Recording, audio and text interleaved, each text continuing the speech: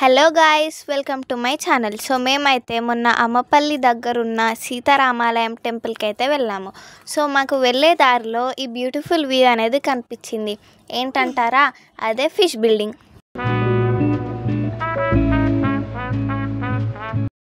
మేము ఈవినింగ్ 5:30 కల్లా రెడీ అయ్యి టెంపుల్కి వెళ్ళేసరికి 6:10 అయింది.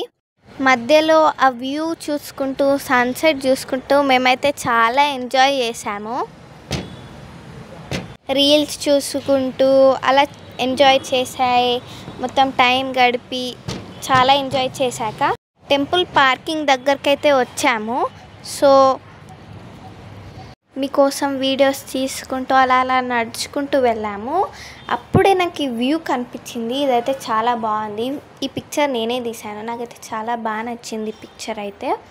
సో అలా నడుచుకుంటూ రీల్స్ తీస్తూ వెళ్ళాక మాకు కోనేరు కనిపించింది. సో ఫస్ట్ కోనేరుకి అయితే వెళ్ళాము. అప్పుడు మేము ఈవినింగ్ వెళ్ళాం కదా. సో మాకు మళ్ళీ లైటింగ్ వస్తుందో లేదో ఫొటోస్ దిగడానికని మేమైతే ఫస్ట్ వెళ్ళాము కోనేరులోకి. నేనైతే షాక్ అయిపోయినా. అసలు వాటర్ లేవు, మొత్తం ఎండిపోయినాయి. ఈ ఎండకైతే ఘోరంగా అయిపోయినాయి. అసలు వాటర్ కొన్ని కూడా లేవు. చెప్తున్నా కదా, కొన్ని మొత్తం లాస్ట్కి వెళ్ళినాయి, కొన్ని కూడా లేవు.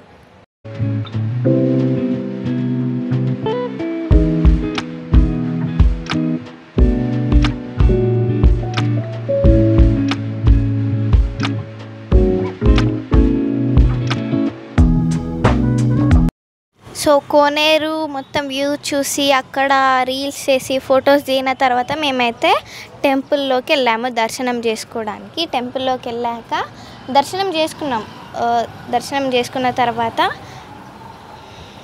సరే మొత్తం టెంపుల్ చూద్దామని అట్లా తిరిగేసి వద్దామని అనుకున్నాం. కానీ అంత లోపలే వాళ్ళు గేటు క్లోజ్ చేస్తున్నారు, వెళ్ళండి, బయటికి వెళ్ళండి, ఇక్కడ కొన్ని పూజలు ఉన్నాయి, అవి ఇవి అని చెప్పి మమ్మల్ని బయటికి పంపించేశారు. అసలు మేము మొత్తం వ్యూ చూడలేదు. మేము ఈవినింగ్ వెళ్ళాం కదా, అప్పుడే వాళ్ళు క్లోజ్ చేసేసారు. ఆ రోజు హనుమాన్ జయంతి కూడా, అంటే మొన్ననే. సో అండ్ ఇక బయటకు వచ్చేసి టెంపుల్కి వెనకాల ఫొటోస్ దిగాము. మా పిన్ని, మా మమ్మీ అందరం ఫొటోస్ దిగాము. సో ఇది నా ఇవాల్టి vlog. So thanks for watching and don't forget to subscribe. Please like, share and subscribe.